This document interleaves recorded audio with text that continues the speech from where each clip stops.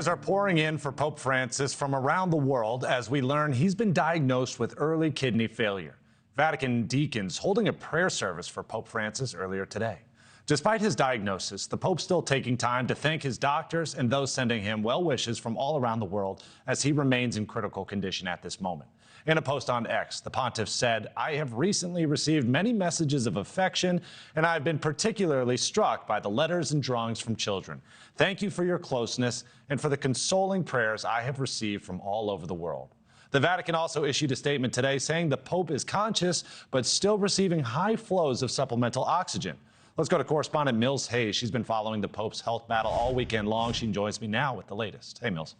Hey, Alex. Well, the Vatican says that the Holy Father's latest blood tests show early kidney failure, as you mentioned. Although it is under control, the Pope's condition remains critical, but has not shown another respiratory crisis since the one he experienced Saturday morning. The Vatican says that the Catholic leader had a tranquil night despite being in critical condition. Now, he's received blood transfusions and oxygen through a nasal tube. We're told that Francis remains vigilant and well-oriented through these therapies. On Saturday, doctors said that the 88-year-old was in critical condition after suffering a prolonged asthmatic respiratory crisis. The Pope has been in the hospital since February 14th after experiencing difficulty breathing for several days. He's been battling double pneumonia and a complex lung infection. Francis is prone to lung infections, by the way, because he developed pleurisy as a young adult and had part of one of his lungs removed as a young adult in Argentina. On Saturday, the Pope received high flows of oxygen to help him breathe through a nasal tube. He also received blood transfusions after tests showed low counts of platelets, which are needed to stop or prevent bleeding. Doctors have warned that the main threat facing the Holy Leader is that his lung infection could spread to his bloodstream and develop into sepsis. Sepsis can lead to tissue damage, organ failure, and if not treated quickly, death. Francis missed Mass at the St. Peter's Basilica Sunday, but the Vatican says that he did participate in Holy Mass at the hospital with the people who have been taking care of him. But his health issues are fueling speculation about if he will step down or who could replace him as the Pope. The Vatican says that right now that's all useless speculation.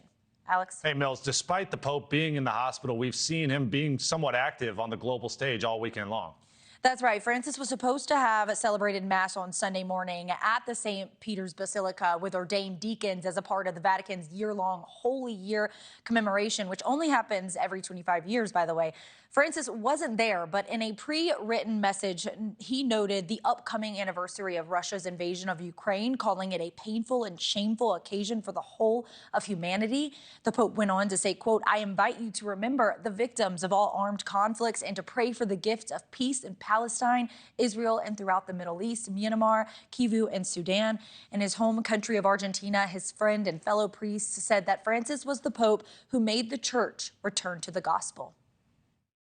He has recognized the dignity of many who were discarded from society.